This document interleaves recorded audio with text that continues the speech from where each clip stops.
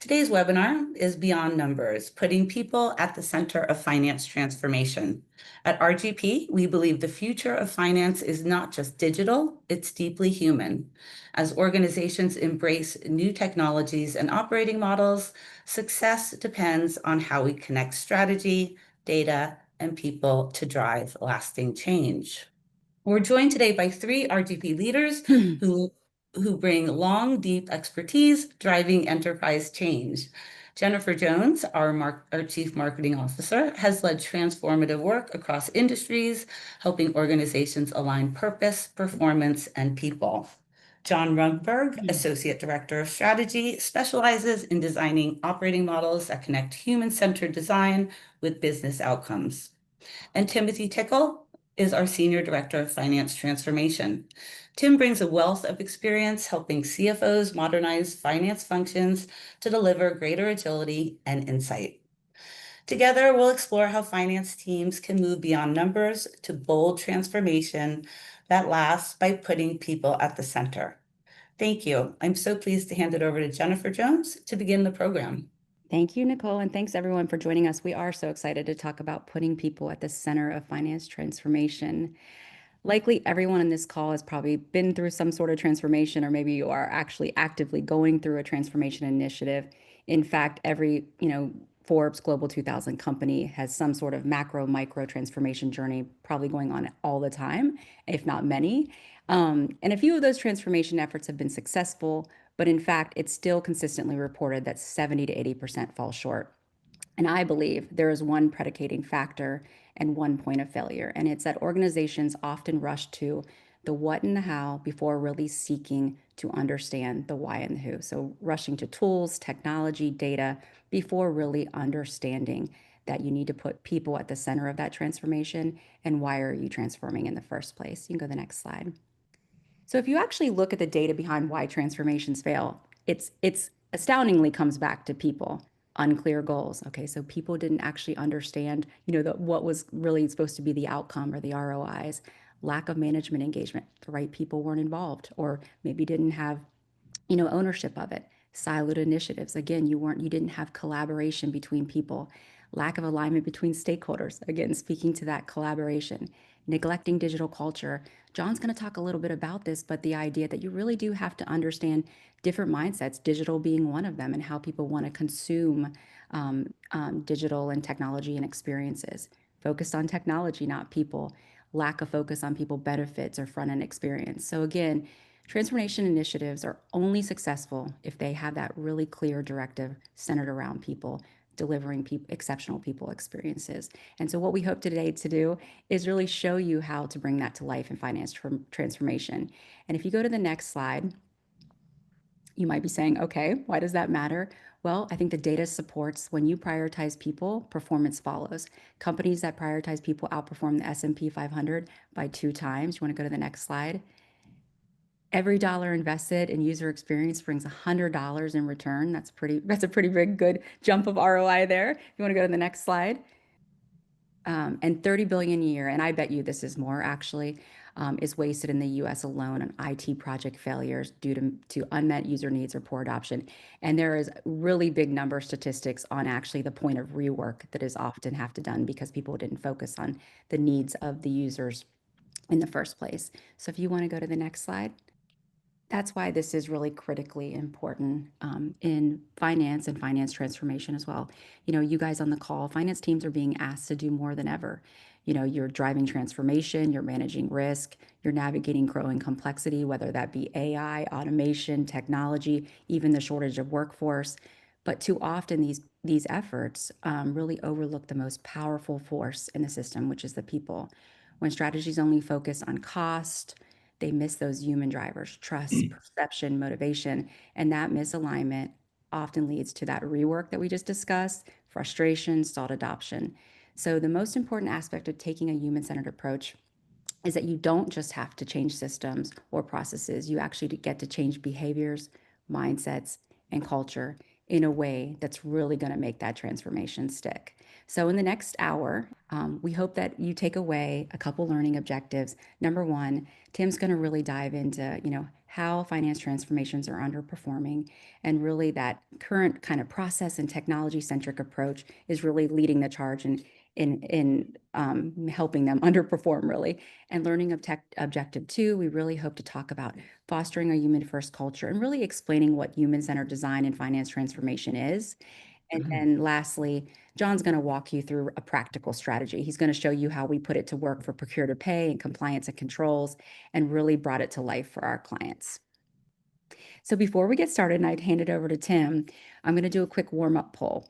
So which area do you find the most challenging when it comes to putting people first in finance transformation? Aligning leadership and culture, embedding that human-centered thinking into processes, understanding the needs of finance teams and business partners, balancing human needs with business goals, or maybe you haven't focused on this yet. So go ahead, we'll open up the poll and wait to see what you guys have to say.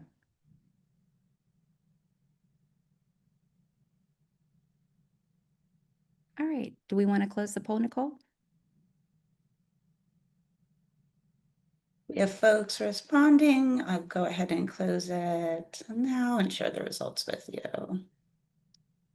Okay, I would say, we're pretty tied with basically aligning leadership and culture and balancing human needs with business goals, which in a lot of ways, there's some overlap there. If you think about business objectives and then aligning them to user objectives and then leadership and the culture of the place not aligning, those are actually very similar. So thank you. And I think, Tim, you're going to dive in directly into what is human-centered design and then kind of talk about finance transformations in general. Well, thanks, Jen, and I look forward to having a good conversation today. So when I first started having some conversation with Jen and John about the topic of human-centered design and kind of how that plays in the state of finance transformation, I too, I think am guilty of becoming somewhat static and stale in my methodology and approach. I've been in this space for about 25 years, delivering finance transformation, and I think over the course of 25 years, we kind of get robotic in how we approach it, whether it be, the assess, the map and gap, the design and deploy process of finance transformation. We can be somewhat short-sighted in our approach. And so in having these discussions with John and Jen, first of all, we wanted to kind of lay out there, what is this human-centered design? So let's go to the next slide.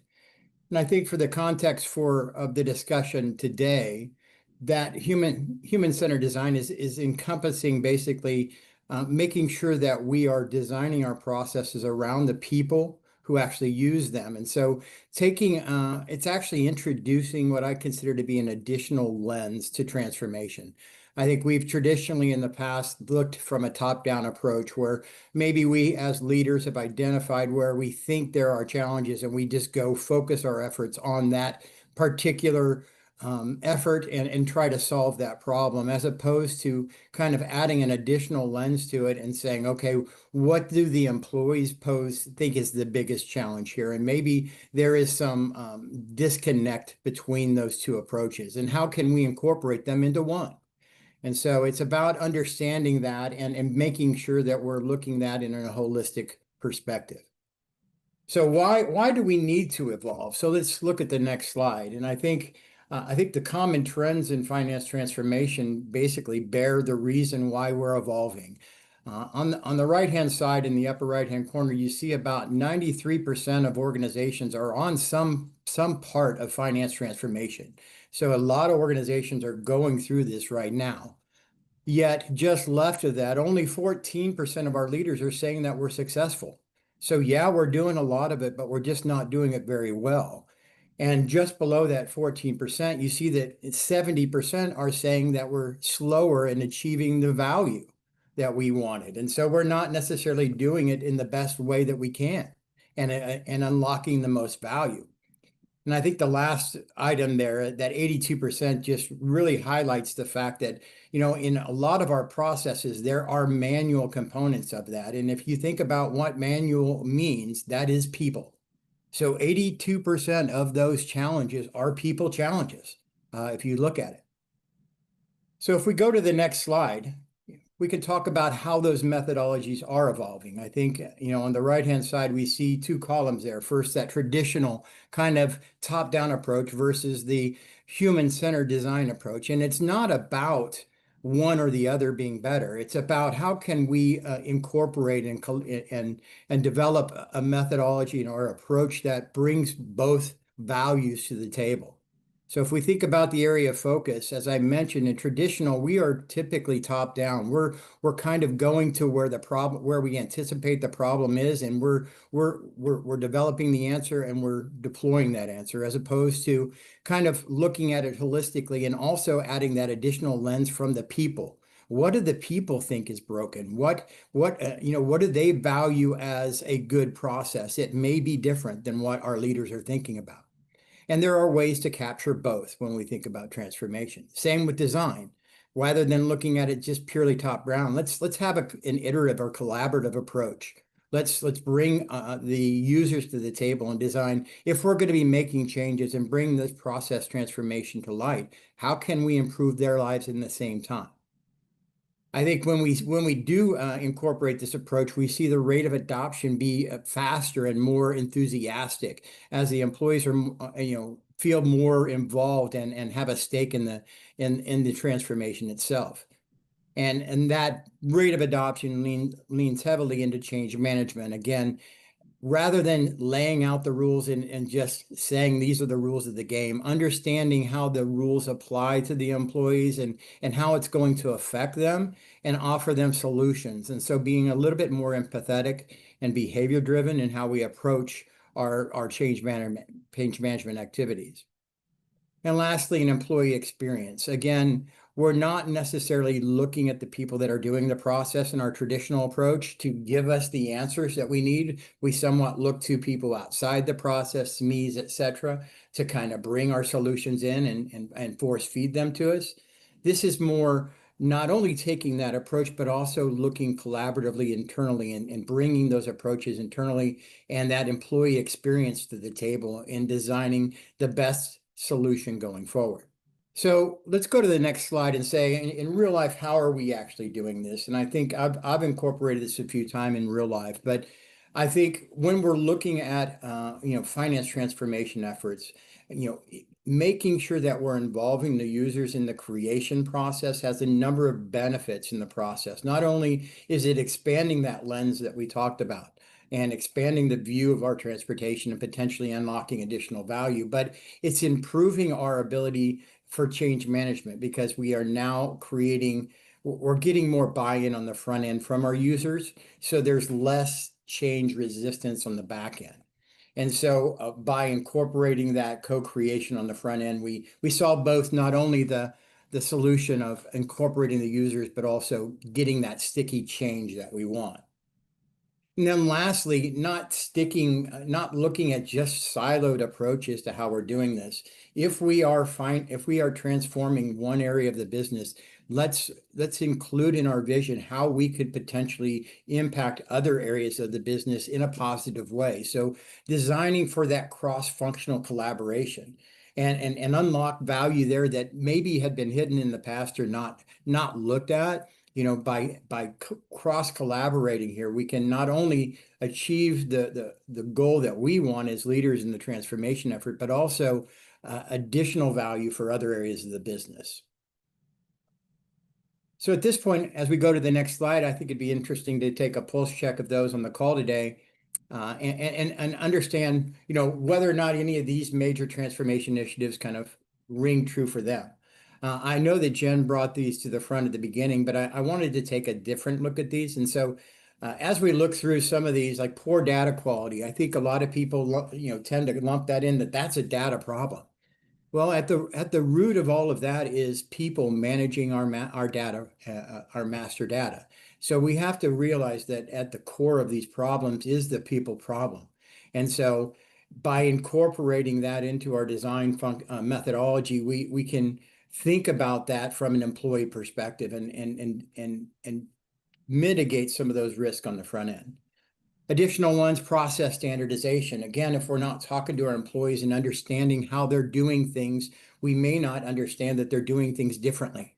And that gap exercise or the design may not be able to, we may miss particular challenges in that design component that if we're not involving those discussions with the users, we may not have. So next, we'll go to the next point, which is I wanted to take that pulse check, as I mentioned, on just describing in your current approach in your organization, in your finance transformations, how are you addressing the kind of human-centered component of this? Um, are you basically primarily data-driven and efficiency focused? B, is there a mix of human insight and operational strategy? C, are they human-centered but not consistently applied across all your projects? D, strongly rooted in empathy and human-first thinking. And lastly, not sure or maybe new to this approach. And we'll give everybody a few minutes to answer the question. And Tim, I thought while we're waiting for the answers, I thought what you said about data was interesting. I mean, RGP just completed a CFO survey in June, and I believe the data, and I might be switching the quantities, but 27%, trust their data, and maybe it's 19, and 19% fully rely on it. And what that shows to me is that, are we collecting the right data? Which are we asking the right questions? Most data is coming from some other, like whether it's voice of the customer, voice of the employee, other systems. Are we making sure that each of the business units are actually having a pulse check on like the types of things they need to answer with the data? So I do think that the data story is so deep, and again, still comes back to kind of people and process and stuff like that. And I think the results of the poll, Jen, kind of bear that out. I think most of the people in the audience are where I was, is that traditionally we have been very data focused. Yeah, And that this idea of kind of bringing this additional lens to the table is a new concept, and it looks like it's evolving in there. And I truly do think it's the wave of the future. yeah. I will share just anecdotally. We were working on a project, and we were working with a CFO and CEO of an organization, and they technically had everything buttoned up. They had a great data warehouse. They felt like they were, had things integrated from a technology standpoint, but they still were struggling with answering the right business questions. And so as we started to uncover, a lot of that went back to, are we asking customers the right things to be able to actually provide that type of data? Are we, do we have certain like things built into systems to make sure we're pulling the right types of data to answer the question? So it really does always end up being some kind of people-centric thing that can be solved. Exactly. If you want to go to the next slide. So this next section, we're going to really explore, how a human first mindset can really reshape problem solving in complex business systems. There's always, I mean, everyone's seen the Venn diagram, people process and technology, people process data and technology. It's all there. And, ultimately, I think, what we're positing is, taking that people-centered approach or people-first approach is going to help you really solve all the complexities of process and technology and data. So go to the next slide. So, when you think about finance transformation, so kind of to bring it back, as Tim said, to finance transformation, I think Tim described this pretty well. It's often driven by systems, processes, cost pressures, data, but what really determines success is how people experience those systems. And I want to say what's really important to understand, human-centered design is not just about the end user. Human-centered design is about all users involved in said process tool experience. So that would mean the people that are actually supporting the process or supporting the technology or supporting whatever you're trying to change from a transformation standpoint, as well as the people consuming it.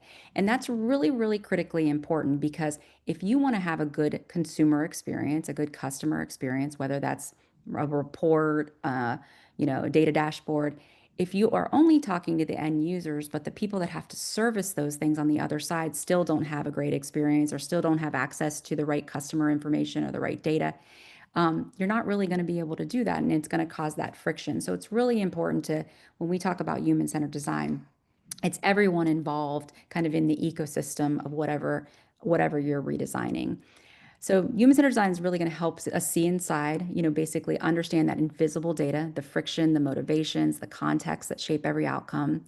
They're going to help you guys beyond process and technology to uncover really what's driving adoption, what's creating accuracy and trust, and where the friction is. And I think there's kind of three key pillars to think about in terms of getting started: needs and context. And these are the idea of like, what do I need to get my job done, or to perform a task and an experience, or to read data.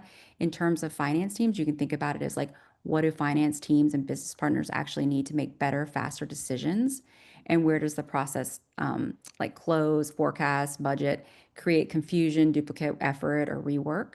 And then motivation and perception, like, what is my motivation? What am I, again, what's creating potentially me to work around a system process, basically revert to something manual, revert to phone a friend.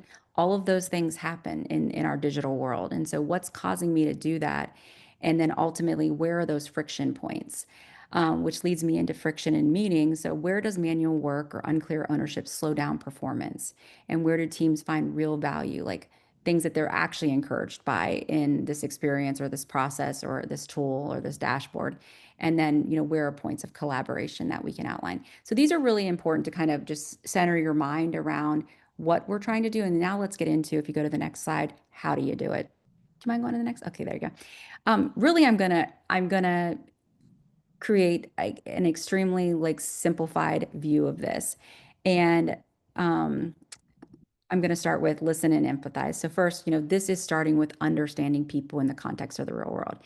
And we often use a tool called empathy maps, which are really the core of those is listen, what are they doing? What are they hearing? What are they seeing? What are they saying? And why that's important is because it's not just about a UI. It's not just about, you know, um, a simplified process. It's about how is the person experiencing said things as they're engaging. And that's why empathy is incredibly important.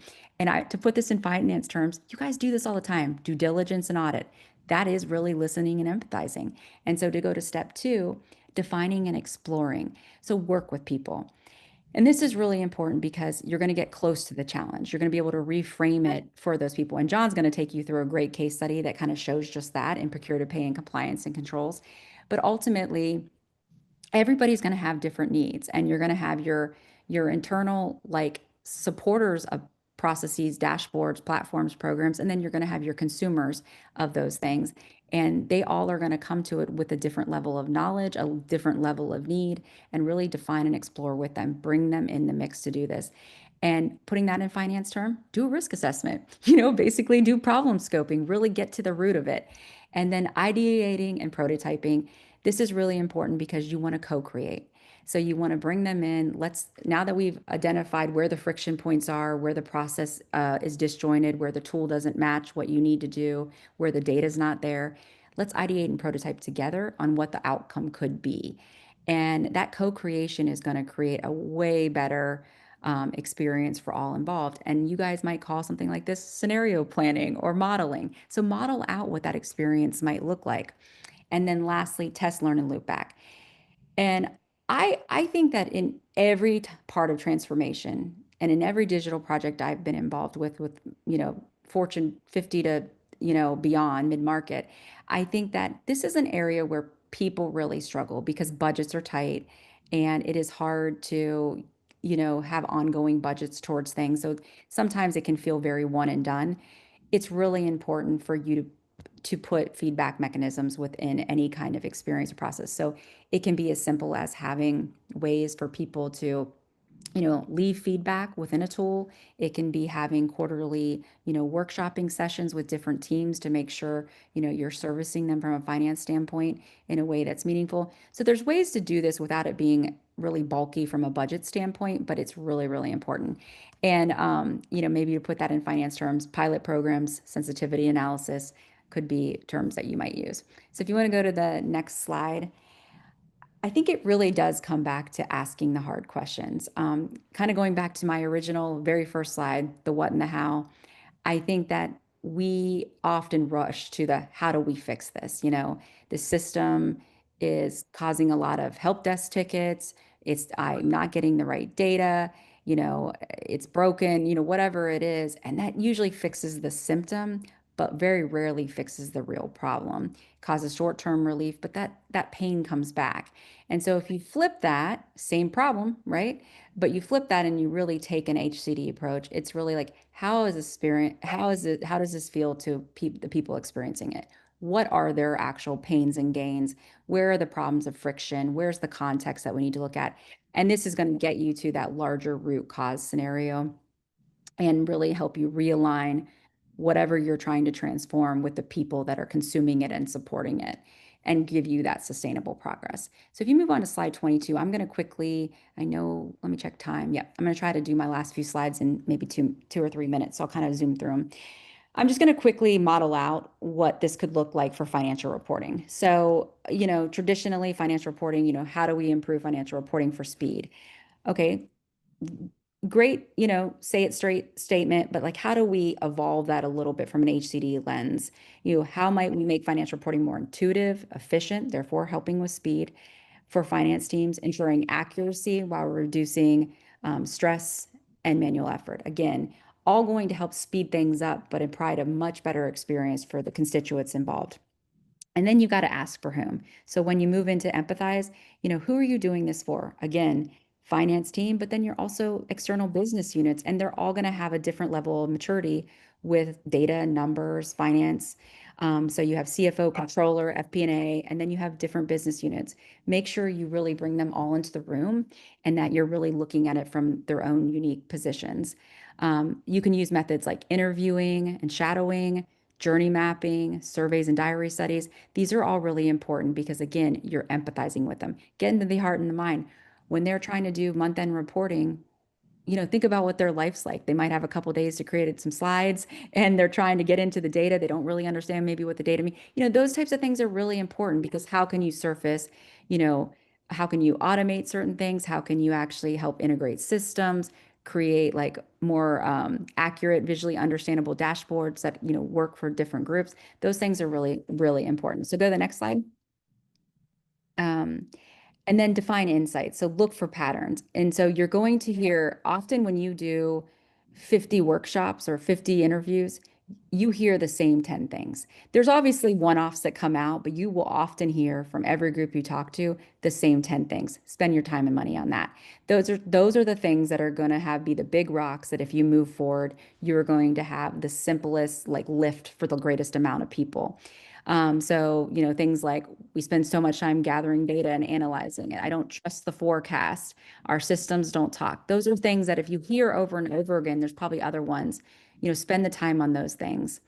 Ideate, so co-create with finance teams and with other leaders in the organization. If you're working on financial reporting, how can we make this run smoothly for everybody involved and be stuff that they can use? Run workshops, run how might we sessions to help guide those ideas. Example things could be self-service forecasting tools, automated reconciliations, things like that will really improve the experience. You want to go to the next slide? I'm trying to get through this quickly. Prototype. So wherever those big rocks are and the things that you identify with the group, so both the people that are consuming the tools as well as supporting them, make sure you prototype those out and then test it. The nice thing about that is once you have prototypes of ideas, you can actually share it with a larger group of users. So the people that weren't necessarily involved in the workshops can then test it and add also additional thoughts and ideas. And then test and iterate. Again, this is a living, breathing thing. So make sure you're testing any kind of pilots, putting mechanisms in for actually, getting further feedback that can be consistent, and then potentially even having, quarterly kind of updates and stuff like that. If you want to go to the last slide, one other thing I just want to touch really quickly before I hand it over, John, is excerpts from many finance transformations. So we've done these, and really these are consistent. Some of these are, they're specific to finance, but consistent with themes we hear across all transformation, the big rock themes. So clarity, speed, partnership, access, relevance. So, but it's important to take those thoughts and really twist them to what they mean for actually doing this work. So what you might hear is, I don't know what this report is telling me. Well, what that really means is people need simplified contextual communication, and how you take that human first response, redesign reports to highlight only key insights, next steps, use plain language, visuals, and consistent formats. And likely they're going to be persona based. So somebody in marketing or somebody in sales versus somebody in HR is going to see things that, really speak to them in their own plain language. Speed takes long to get an answer. They want faster responsive engagement. Map and streamline high friction processes, empower faster decisions with clearer thresholds or delegated authority. And then partnership. They say no without understanding our goals.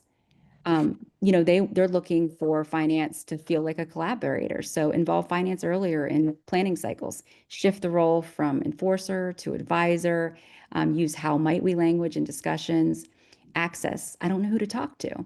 Stakeholders want more visibility and human interaction. So create, named finance partners for each department, maybe host regular office hours or Q&A sessions. And these are just a few ideas, but things that we've seen often come back in different transformation initiatives.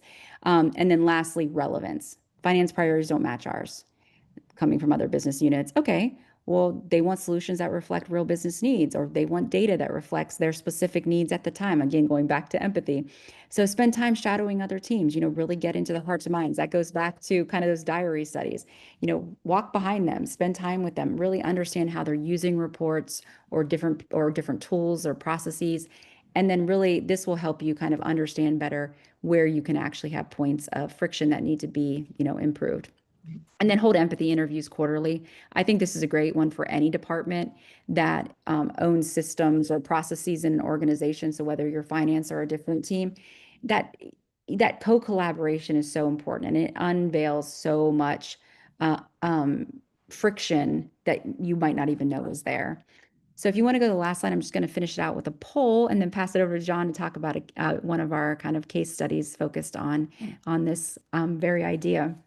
Which human-centered design technique would most accelerate your finance transformation? Empathy and stakeholder research, co-creation workshops between user and finance teams, prototyping and testing new workflows or new technologies, ongoing feedback and iteration, or all of the above? Give you guys a minute to answer.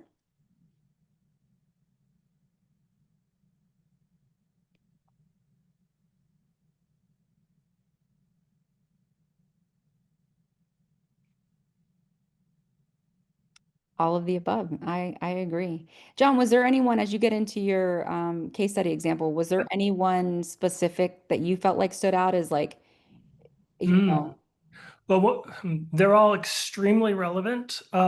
Listening to people, actually just listening to the reality of their day-to-day lives and what they find valuable, super important, because people tend to do what is most important to them, which may not be what's important to another group in the organization.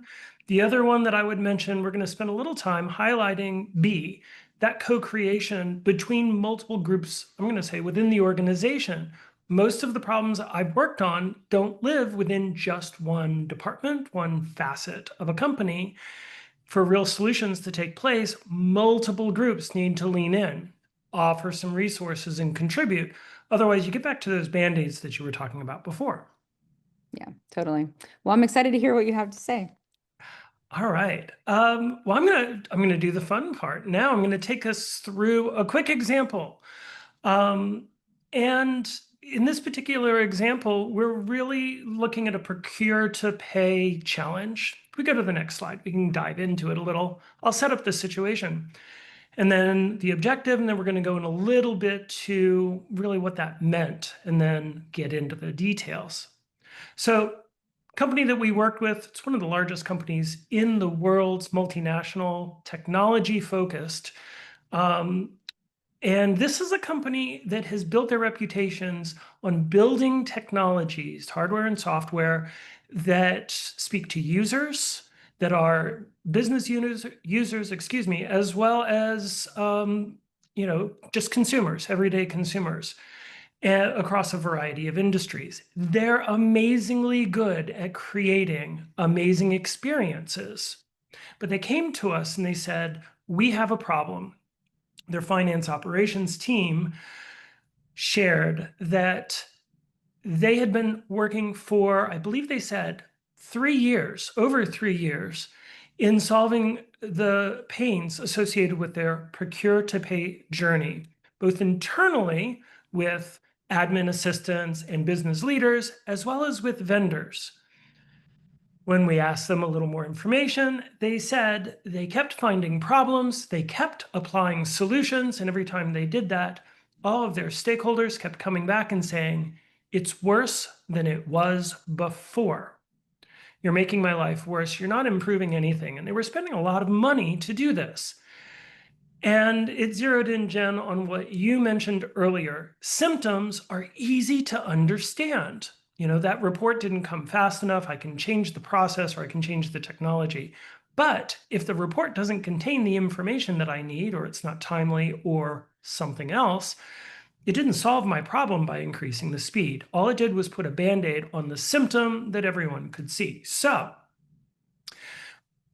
in our alignment session, what you do at the beginning of every project, client was clear. We need to understand the real situation. What is actually happening with these three cohorts, these three groups of people? We want to know all of it so that we, the client, could identify the most impactful areas to invest very limited time, very limited resources. The second piece of that was what we were talking about in the poll. They already understood that they weren't going to make traction in any of these problems if they didn't get other groups like IT or possibly others on board, because they would just kind of die on the vine. Ultimately, the goal was to improve the experience, gain executive support so they could get funding, and ultimately to decrease waste. So let's go to the next slide. We're going to go into a little of how we do this. All right. When we approach a people-first oriented project, the first thing that I will say is sometimes these projects are very direct. In this case, this is all we were asked to do. In other cases, Tim and I are collaborating, and this part of the project is being done alongside all of the work that we would do for processes and systems architectures and development. The other thing that I'll mention with a project like this is they don't have to be complicated and they don't have to be time-consuming. This was a 6-week project from first time that we had a conversation to the final strategic plan, which the client could then take to implement. And the last thing that I would mention with this is, I think, Jen, as you shared earlier, this is simple. You can do this as easily as someone else in many ways. The biggest differences are when I come into this equation, number one, I'm very focused. I don't have another job to do. You do. The second is I have a different perspective, and it's easier for me to have that perspective. You're living this experience right now, and I'm not. So developing that kind of external perspective is valuable. All right. In front of you are the steps that we would typically take when pursuing a people-first approach to change. The first is to understand what is supposed to be happening. What is the process that a group of people should be undertaking? I say should, because we're going to find out later that's not always the case. We get a basic set of knowledge. We want to learn quickly. Quick side note, one thing that I find in a lot of projects is our stakeholders often do not have the same understanding of what the process actually should be. In some occasions, they can't really share with us the documentation of that process. That just reveals a perhaps symptom that can be addressed, but we see it a lot. So understanding that current process, and at that point, we begin to engage with the people who are involved in it, those users, people within the finance group, people who are then like our admin assistants, our vendors, etc., who are working through this process.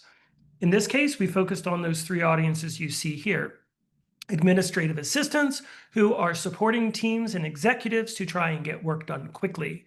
Business managers who are responsible for relationships with vendors who they need to bring into the system.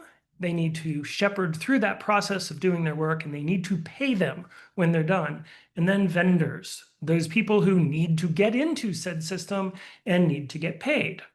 All of these groups were feeling pain. once we begin having those conversations, we begin to get that picture of what it's like to be each one of these cohorts. We develop our empathy maps. We begin to really engage with these audiences, and we begin to document what is that journey from start to finish on whatever the process is that we are focused on. I'll give you a spoiler alert. We know that we're doing a good job when we do these conversations with our audiences, and after the end of an individual session or a group session, invariably I get a side message that says, can we talk a little bit more? No one has ever asked me these questions before. And that really highlights the fact that there is something for us to learn. We do a lot of documentation with this. That documentation we share with everyone, but then we distill it down into what we'll call a current state journey map, and key findings. I'm going to show you an example of that. And the purpose of that is to illustrate kind of a narrative of that journey, so we can talk about it, we being the stakeholders, the key stakeholders and subject matter experts. And then we get to the most important part that I want to stress today, which is we conducted, in this case, what we call improvement modeling workshops. And that's where we brought the biggest problems to the table, shared all of what we learned with those leaders within the organization. And we asked them, we challenged them to tell us how they could help to improve those key pain points. And by doing that, they had ownership, they had interest, and they were willing to give up something, a resource, time, money, etc., in order to make something better. Okay, and then lastly, socialization to get other people in the organization aware and to remember what is happening and caring about it. All right, let's go to the next slide. I'm going to keep moving through this. Our methods, there's lots of different methods that we use, and they are dependent really on the nature of the project and the needs of the project. In this case, we did a few things that stand out. You can see them here. We did working sessions with the internal procure-to-pay team. They told us what was supposed to happen. They also told us how difficult their lives were.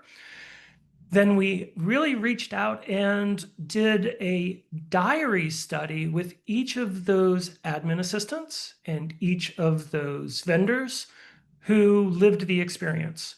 What's a diary study? It's kind of how it sounds. We gave everyone some prompts and we said, every day for the next week, 2 weeks, we want you to just write down the answer to these prompts as you do your job. What are you doing? What happens when you're doing it? How do you feel? Those are the basic prompts. The reason we did this is everyone internally to the company was super busy. It was hard to get a large workshop organized, and they were scattered around the world. For vendors, those vendors do not interact with each other, and they should not interact with each other. So we could not do group sessions with them. Okay, from the diary studies, we then did one-on-one interviews to learn when people shared things with us, what did they mean by it?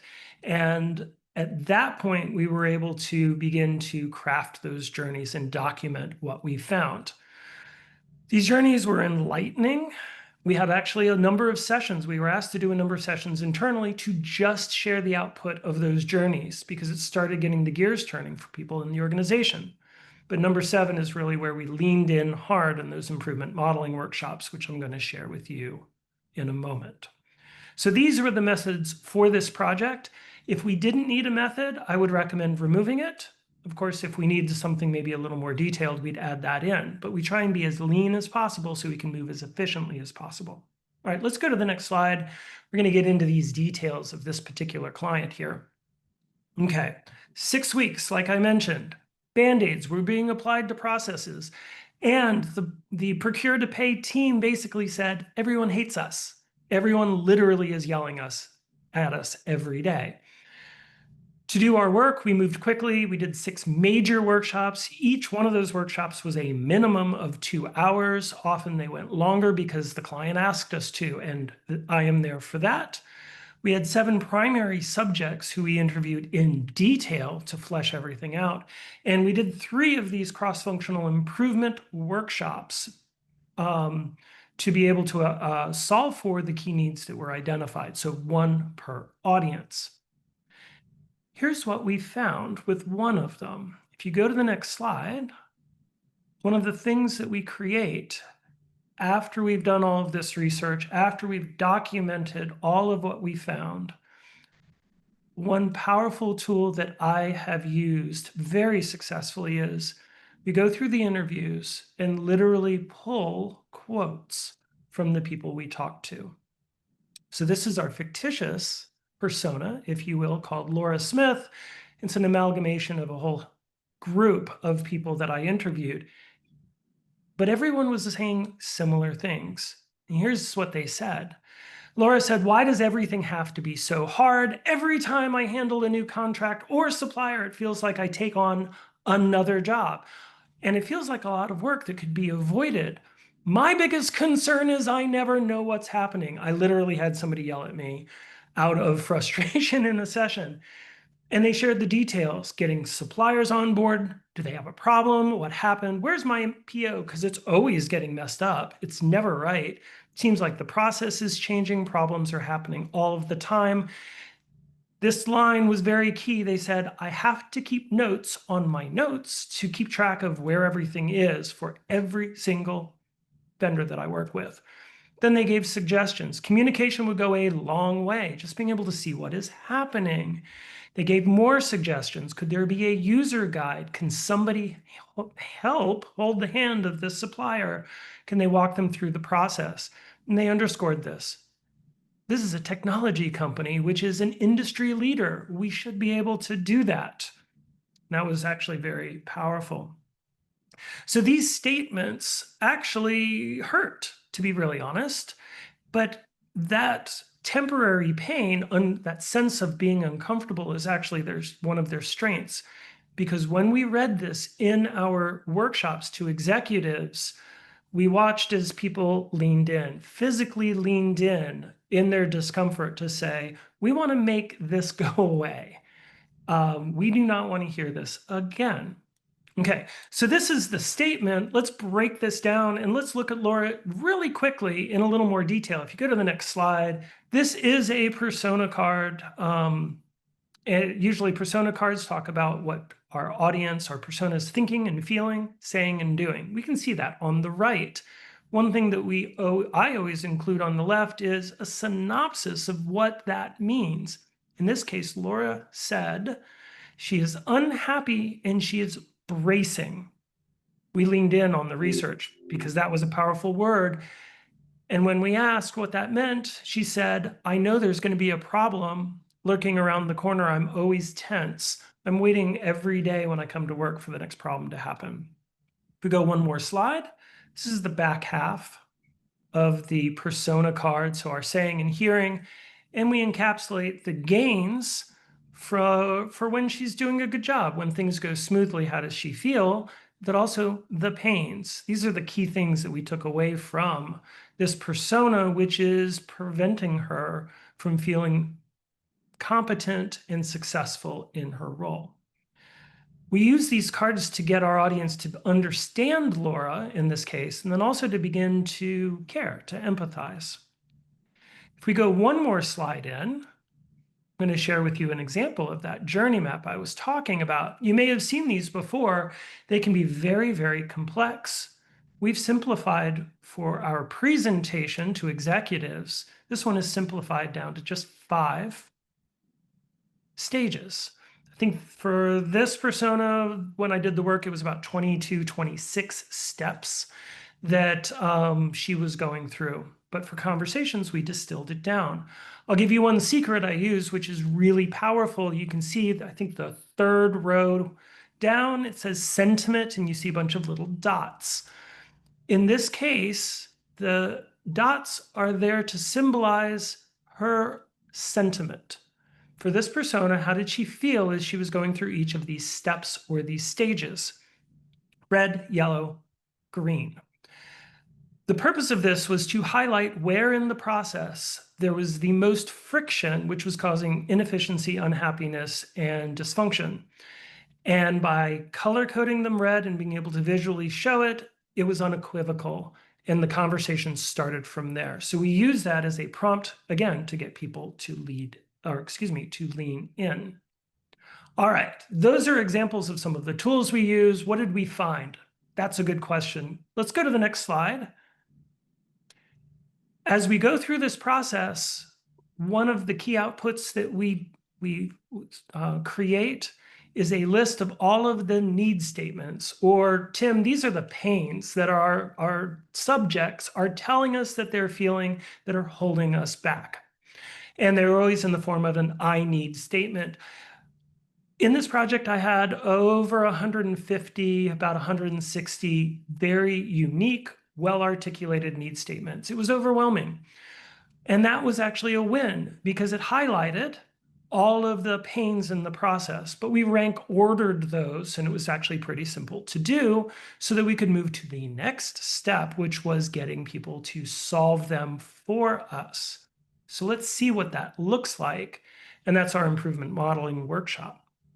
If we go to the next slide, I'm going to show you what it is. Okay. Very quickly, when we do a modeling workshop, the first thing that we do is we share our personas. We really get people to care. We test them to see if they're paying attention and they've picked up on our audience. Then we take them through that journey. It's kind of a narrative and it reads that way. We move quickly.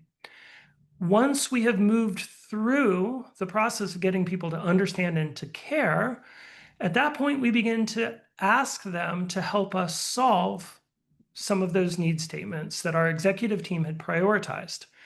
You can see those are in pairs because we had well more than the people invited actually came to those workshops because word got around. And what happens in that is those teams were challenged to solve. And I'll give one very quick example. And Jen, I know we're running short on time. In this audience, we were doing admin assistance. One of the pains that was shared was the admin assistant was saying, I have to buy small dollar things like lunch for 5 executives, but you took my American Express card away during the pandemic. Now I put it on my own credit card and I have to figure out where to hide the line items in my expenses so I can get paid back. And it takes me a lot of time. And the executive in charge of that, as we were sitting in this workshop, literally stopped us and said, what? What do you mean? We told a little bit of detail and they said, oh, I'll just fix that tomorrow. Nobody ever told me this was a problem. It was a massive problem in the system, but nobody actually had the ability to ask. All right, let's go to 2 more slides, actually. Not that one more. These are just results. With this client, when we did the readout, we invited, I believe, 12 people. We got responses from 18 people. That was a surprise. And we had going on about 25, 28 people came to the readout. These were all senior executives in the organization who wanted to know what was happening and how they could help. I ended up doing my readout 3 times because leaders in the organization wanted to know what was going on and how they could help. Coming out of this were the need statements, prioritized need statements, and the strategic imperatives that the executives told us that they wanted to do to improve these pain points. That was the key. I didn't tell anyone what the answer was. They told me what the answer was. It was rooted in human truth. It was driven by stakeholders, and it resulted in a plan they immediately put into motion before asking us to come back and do it for another part of finance operations. Okay, Jen, I appreciate you giving me an extra moment, but I was happy to share this story. So what is the greatest challenge to embedding human-centered design in finance? Executive mindset focused only on efficiency, risk aversion and resistance to change, siloed teams and limited collaboration, and lack of incentives to innovate or reduce understanding of the HCD process. So we'll give you a minute and then we'll quickly wrap up. Who knows, we may even have time for 1 or 2 questions.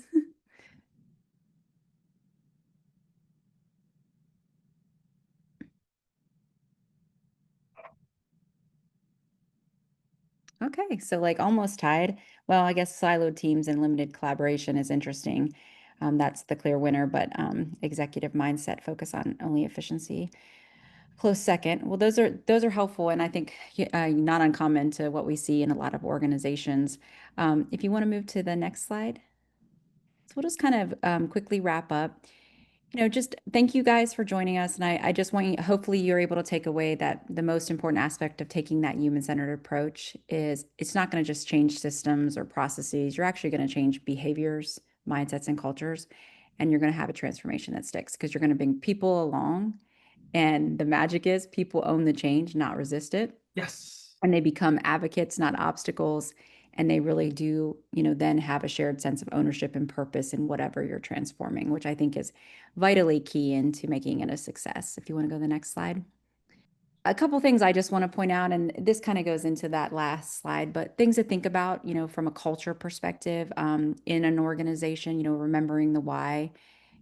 Think about empathy-led decision making. So policies, processes, and products are shaped by actual human experience, not assumptions. Um, you know, Make sure you have the right people in the room to actually define what that should be. Psychological safety, allow people to have the space to say, hey, I don't like this. It's not working for me. And, be, clear with the ability to contribute and not be challenged on that contribution. Co-creation culture, employees and customers are actively participants. I saw somebody in the chat talk about a voice of the customer program. You might have a VOE program too, voice of the employee.